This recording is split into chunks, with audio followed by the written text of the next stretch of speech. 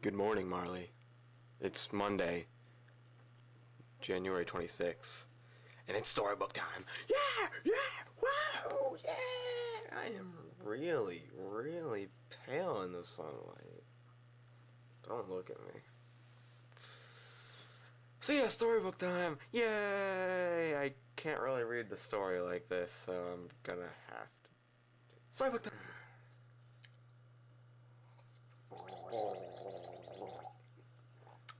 Let's do this. Spooner and Other Assorted Life Partners. I've never been good with the ladies. I could befriend them, but getting girlfriends was another story.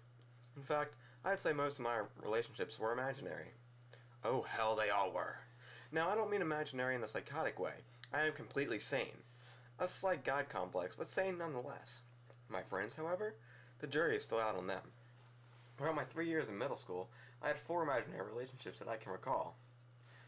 Before I go any further, I feel compelled to explain why I've been referring to my flings as relationships instead of imaginary girlfriends. Simply put, this is because my friends apparently thought me to be bisexual. Therefore, half of my imaginary lovers were male. Well, as male as a drawing in a sport can be. My first 2 relationships were quite similar and uneventful. My first was a female stick figure drawn on a conventional piece of paper. I can't remember much about her, as my memory is horrid. As for my second, he was also a drawing, this time on a piece of brown paper torn from a lunch bag. All that I have stored in my memory about him is that his name was Mike before he was destroyed, torn from my heart and into little pieces. And that was when it gets interesting. Sometime in the 8th grade, my friend Nathan walked up to my lunch table and presented me with my favorite of partners. His name was Spooner, he was a spork, and I loved him. He was plain, only a simple spork with a smiley face drawn on, but his backstory more than made up for that fact. I decided that he was bisexual, as I apparently was, due to the fact that he was a spork, and he was also quite depressed. Being half spoon, half fork was mentally anguishing for him. Good enough to ladle up corn, but with the constant threat of scratching the upper lip of the user. Good enough to cut the disgusting school meat, but too flexible to actually pick it up. Because of this, he tried to kill himself by suffocation. That is why he was found in the cafeteria, wrapped in plastic. However, just as he was taking his last breath, he was saved by Nathan. He immediately fell for Nathan, but was cast aside, drawn on, and given to me. Yes, it was a really boring day. So boring that I kept Spooner around my desk for the rest of the day, lending me moral support.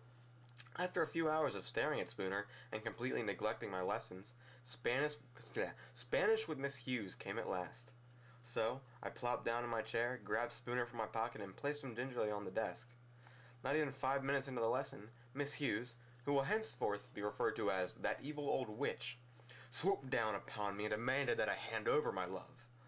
When I asked why she would do such a thing, she claimed that my Spooner was a weapon due to his supposedly sharp and painful prongs. Once again did he find himself in trouble for being half-fork. I surrendered Spooner over to her willingly enough. I didn't feel like getting detention or worse. That was the last I ever saw of him. That evil old witch promised I would get him back by the end of the year, but I never received him. At the end of the year, when I confronted that evil old witch about the subject, she laughed and told me to go away. I did, dejected, and with a spork-shaped hole in my heart. The last of my imaginary sweethearts was, like the drawings before her, a stick figure. However, like Spooner, she was three-dimensional. My friend Shelby was, for some reason now unknown to me, playing with pipe cleaners one morning. This was not long after my loss of Spooner, and knowing that I was grieving, made me a girlfriend out of pipe cleaners to assuage my overwhelming melancholy.